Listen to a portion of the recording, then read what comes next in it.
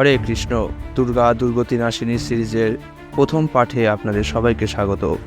আজকে আমরা মহামায়া, যোগমায়া, গুণমায়া ইত্যাদি মায়া বা দেবী দুর্গার তত্ত্ব কী সেই বিষয়ে আলোকপাত করব।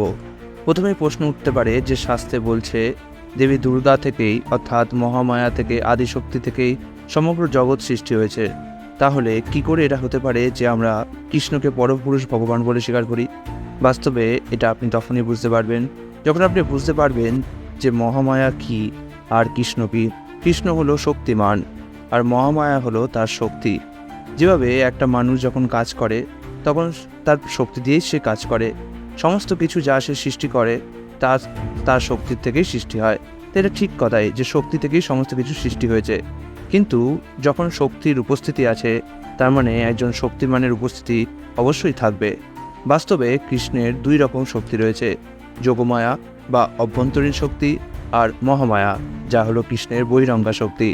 কৃষ্ণ তার সমস্ত কার্য, তার লীলাবিলাস সব কিছু করেন যোগমায়ার সাহায্যে। অন্যদিকে জড়জগতের সমস্ত কার্য সম্পাদিত হয় মহামায়ার সাহায্যে। এই মহামায়া বা আদিশক্তির আবার দুটো ডিভিশন রয়েছে, এক জীবমায়া আর গুণমায়া। জীবমায়ার আবার দুরকম কাজ রয়েছে এবং এই দুরকম কাজের ভিত্তিতে তাকে দুরকম নাম দেওয়া হয়েছে।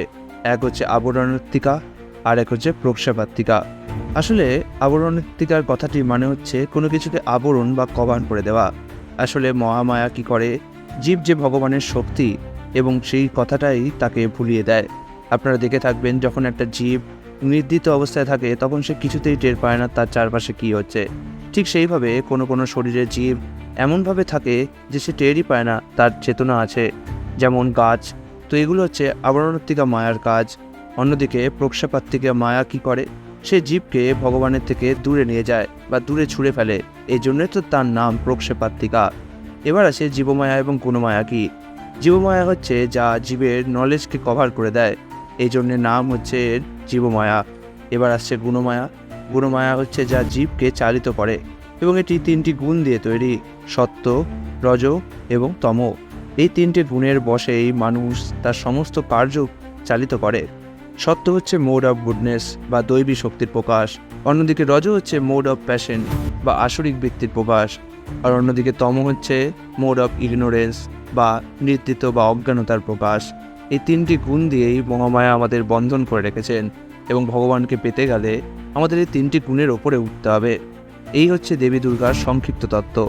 তো আজকের এই সিরিজে আমরা দেবী দুর্গা যে কী, তিনি যে শক্তি, সেই সংক্ষেপে একটুখানি বর্ণনা করলাম। কিন্তু এখানেই দেবী দুর্গার তত্ত্ব শেষ হয়ে যায় না। আমরা যত এই সিরিজে অগ্রসর হতে থাকবো ততই আমরা দুর্গা তত্ত্বের বিষয়ে, কৃষ্ণের সাথে তার সম্পর্কের বিষয়ে আরও অনেক কিছু আলোকপাত করতে পারবো। তাই আশা করি এই সিরিজ আপনাদের ভালো লাগছে। যদি ভালো লেগে থাকে তাহলে নিচে মন্তব্য করলে সেই মন্তব্যের যথাযথ উত্তর দেওয়া হবে। এই সিরিজটি আপনারা দেখতে পারবেন স্পটিফাই, অ্যামাজন মিউজিক এবং জিও সাভানে। হরে কৃষ্ণ।